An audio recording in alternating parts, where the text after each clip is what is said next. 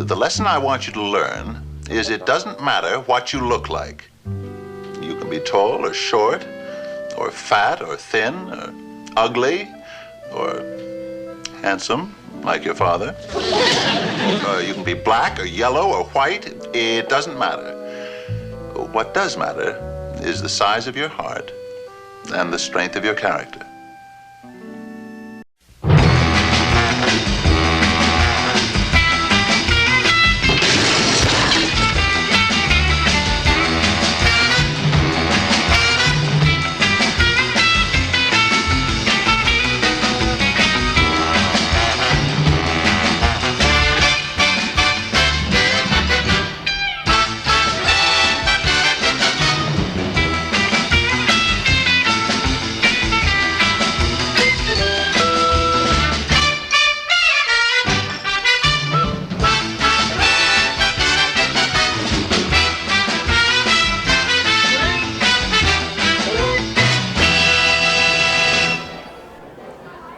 Hello, World Wide Web. Welcome back to the Hangin with Web show. I'm GW Pomichter. Thank you so much for logging on and tuning in.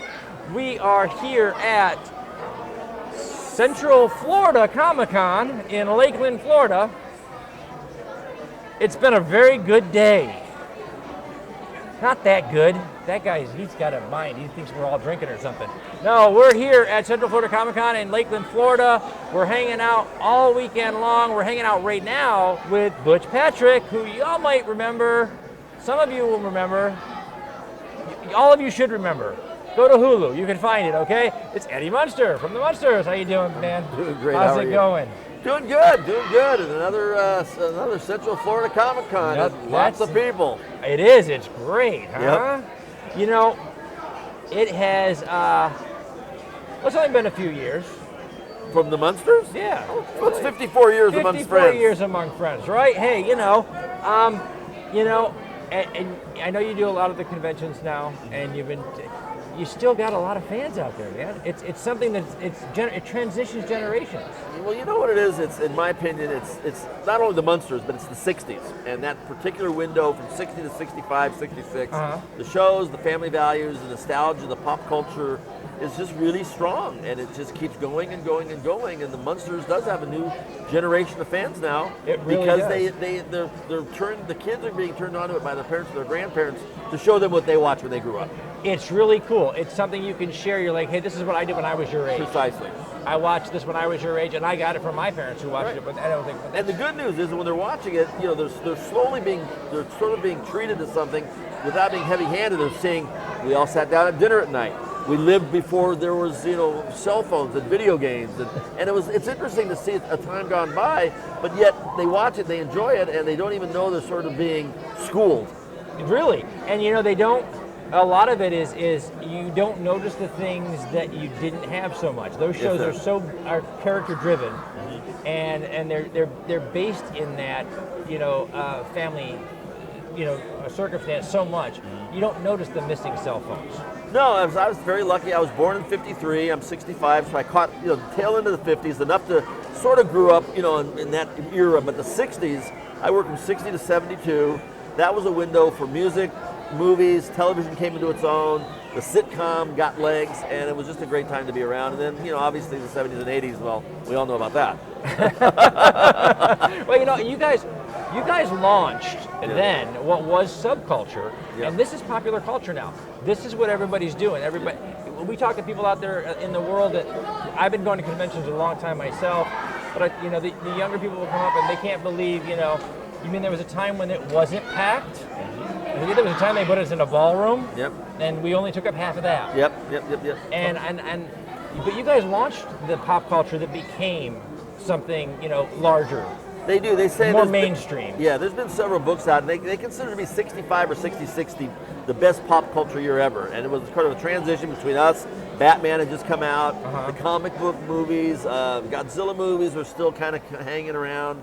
The sci-fi atomic movies from the late 50s and the early 60s were still happening. And it was great. It was a lot of good stuff going on there, no doubt about it. And I just was lucky enough to be in this show that featured monsters and, very warm monsters at that from the Universal Studios. In a time where that wasn't all that common. No. Today, pick a network, any network, and you can find vampires, werewolves, and any number of things 3 nights a week. Yep. You guys were doing it. You were doing it in a fun way, in a funny way, in a family way, when nobody else was. Yeah, and nobody has since, really. I mean, it was a one-of-a-kind deal. They have remade the Munsters. They haven't remade the Munsters. I thought that on, was a Hulu, I think I saw that on. There was a pretty thing. badly done. It's the original's the best, but what they did is you looked on paper, and it looked like, no, this show would never fly. It's Leave It to Beaver with monsters, and it's like, it worked out, and it was funny because you immediately didn't think of Herman Munster as Frankenstein. He was for Herman Munster. Really? Lovable family man, head of the household. Grandpa was in the dungeon, creating mischief. You didn't think of him as Dracula. And it just, it was the best of the monsters with the best of Leave It to Beaver and the best of the 60s all come together for this 2-year little window that's held up for 55 years. How old were you when you got cast? I was 11 and 12. 11 and 12 years old. Did you ever imagine? I mean, 11 or 12 years old, you're happy to be out there playing as Eddie Munster, right? Yeah. When did it hit you that you were a real part of this pop culture movement, that people were really liking what you were doing and Well, things like that, it usually doesn't occur. You don't really know what you're doing at the time because pop culture takes time to become pop culture. Exactly. So 20 years later, they look back upon it, they go, oh, that was pop culture. Yeah. So I would say in 1982 and 83, when MTV came on the air and I created Eddie and the Munsters, that's when I started getting back into the Munster scheme of things. And at that time, conventions like this were just starting. San Diego Comic-Con had just gotten its first, I think they just opened the window on that. So at the same time as I did that, a lot of the people started, organizers, and they started putting together people and dockets of people that they wanted to come in as celebrities, and a lot of the 60 stars were their first choices. Okay. And that's kind of when I got back into it. And you kind of realized at that point Early what 80s. you had, yeah. Early 80s, I knew there was something special. So now, let me ask you, was there a period of time, I mean, here you are, it's been 54 years, and you're back there and you're signing, and of course, and we did the same thing, so guilty as charged. Yeah. Big sign says Eddie Munster. Yep. Was there ever a time in the middle there where you thought, will I ever be not Eddie Munster? No, I never really had a problem with it. A lot of people have, but for some reason, to give you an example, Fred Gwynne and Al Lewis, 2 stars of the show. Yeah. Fred Gwynne alienated himself from it, hated it because it pigeonholed him into everybody thought he was Herman Munster. Okay. Al Lewis ran with it, did Super Scary Saturday, opened a restaurant called Grandpa's and went the other direction. And I was kind of in the middle. Okay. I was friends with Al, he was my mentor. When I saw that the Eddie Munster character was so fondly remembered and that you were such a part of people's lives in a positive way, it's really tough not to enjoy it. Yeah. So when people would come to the table and just say, "Oh my God, I grew up, with you, and I turned my kids onto it, and if it's such a warm family value, and you're a part of my life, and you got me through some tough times, how can you not really respond in a positive way to that?" Yeah. And then what I did is I purchased the Munster cars, the tribute vehicles, because I'm a gearhead, which probably came from the Munsters, hanging around George Barris. So now what I do is I specialty tour automotive events with my cars. This is not what I normally do anymore. Yeah. We just happen to be in Central Florida. My wife lives here, and we just spent the winter here. But normally I'm on the road with my cars doing drag strips, IndyCar racing, NASCAR, that kind of thing. Yeah. That's pretty cool. So I found a really good niche for myself. Yeah, I would say that's pretty good. Like I said, and like you said, there are 2 different directions you can go with that, and right up the middle. I stay in the middle. You can enjoy where you're at. And plus, the best part about it is, if I want to be Eddie Munster, I can let people know who I am. And if I don't, I can walk through an airport and I don't resemble the kid that much to where people recognize me. Where Al Lewis looked just like Grandpa. That's true. That's true. Fred Gwynne is never getting away with that. No, he could never get away with it. Well, for one, he's 1,000 feet tall. Right, and he opens his mouth and he speaks. That's it. Done. Herman Munster is there. Yeah. That's Cars right. that make sense. Hyundai. I can remember this, and I would apologize, out there, but I was watching. We were watching with my kids. I was introducing them to my cousin Vinny. Yeah. And as soon as he's there with the gavel, and the first thing comes out of my mouth, Herman Munster. Yeah. And the one line in the movie. I mean, that was the one line in the movie. What's a Ute? Yeah. With 2 hours of Joe Pesci and Maria Tomei, and he says, "What's a Ute?" And that's what they remember. That's right. It was wow. So you look back at that fondly, you're 11, 12 years old. Yeah. And now you've been doing pop culture conventions. You've watched what it's become. What was your best moment back in those days? What was your best moment on set? Was there anybody you were particularly close to, or? Well, when I did my book called Munster Memories, which really started from sharing people's memories at the table, I put it together and I said, well, now to fill this out, I need to add stories from people that were involved with the show. So I got George Barris and Mike Westmore, my makeup man, and Bill Movie, a guest star. And then I got that welcome to the show. I love it, man. But my main thing was when they came to me for my memory, I said, you know, my Munster memory isn't really a Munster memory, but the Munsters was my job, and I enjoyed it. But when I had free time, a 12-year-old kid having Universal Studios at his beck and call to go explore and go anywhere he wanted to do and go see Paul Newman next door and Charlton Heston over here and get a ride down the street with Alfred Hitchcock, that was my fun. That doesn't suck. That was pretty my good. Universal memories were the back lot with McHale's Navy and Ernie Borgnine and James Drury up at the Virginian, and that was cool.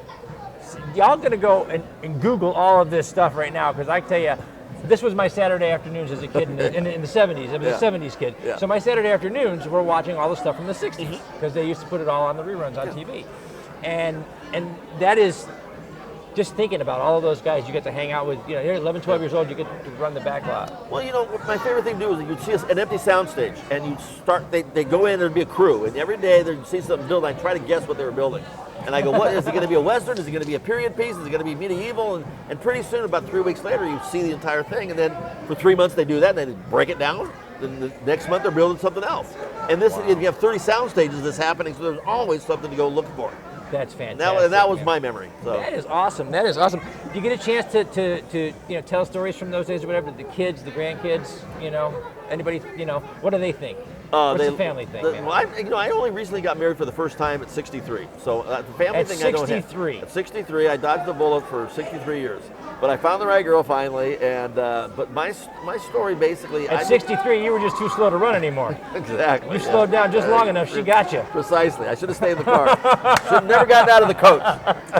The thing is, I enjoy sharing it with people because it's literally. It's kind of like Beatle music. They were together for a very brief period of time, and yet it goes on and on. We were together for 2 years. Star Trek was on 3 years. Gilligan's Island. A lot of those really great top pop culture shows that are very enduring were short runs. They had a limited They were short run. runs. The Honeymooners, 33 episodes. You know? Really, I didn't know that. I did So a not lot of realize good stuff had very short runs, and it was a different world back then. We did a lot of shows in one year. We do a lot of episodes. Where today they do 14 or 15. Mm-hmm. We did 70 in 2 years. So there's a pretty good, meat, can of shows, and that's what they do. That is fantastic, man. Okay, you're a gearhead. Yeah. Dream car, man. I've been lucky enough to actually have some pretty cool cars that I let go, but probably a dream car would be a Hemi Cuda. You know, even though I never owned one, I would like to have a Hemi Cuda. Or I had a '69 L88 Vet back in the day, which would be nice to have. My Mach 1 I'd miss a lot, but I'm pretty happy with my Munster coach and my Dragula. And I'm building another Dragula now too, so I'll have one from the movie and one from the TV show. That's pretty cool. Yeah. That's pretty awesome. I go to a lot of shows with Ferraris and Bugattis and this and that, and it's surprising. My Munster coach gets a lot of attention. You think? Yeah. Okay, so I tell you what, you got dream cars from the day. You had any of the newer cars? Anything coming out right now that particularly impresses you? Anything? Because I know I'd like to get a Tesla. Nice. Yeah. Nice. I mean, yeah. just the fact that just the technology of the thing, It and that would probably be something that's reasonably affordable. I mean, there's some over-the-top crazy cars. Oh, there are. And for a couple of years there, we went back and forth. They were trying to kind of reinvent the muscle car from the 60s and 70s. To the very limited success. Yeah. But the Tesla took it to the next. They went the other direction. Right. Let's go with the technology. A real AC Cobra would be, a 427 AC Cobra, $1 million car. That would be the direction I would go, as opposed to a modern day one. I'd go with the old vintage, an Eleanor, the GT500 type of thing. I'm going to spend all day in Butch's garage. Yeah. I'm just going to hang out, okay? Yeah, that would be pretty much what I would get. I would go with the old school stuff, That is awesome. That card, she's going to wave at me. I'm going to go ahead and wrap it go up. to work. As we wrap it up, we both got to go back to work. Say thank you to our partners and friends at Some Unique Magazine. Thank you so much, guys. Famous Faces and Funny, Space Coast Comics, J. Bauer Art, Celestial Healings out of upstate New York, Krypton Radio out of LA, radio.com, and Pound the Grape. I love the fact that list is so long I run out of breath. You're the FedEx guy. Pittsburgh's perfect. There we go. Remember, everybody, stay tuned in, stay logged on. We've been hanging with Butch Patrick, Eddie Munster. See who we're hanging with next. Thank you, sir. Thank you so much, man.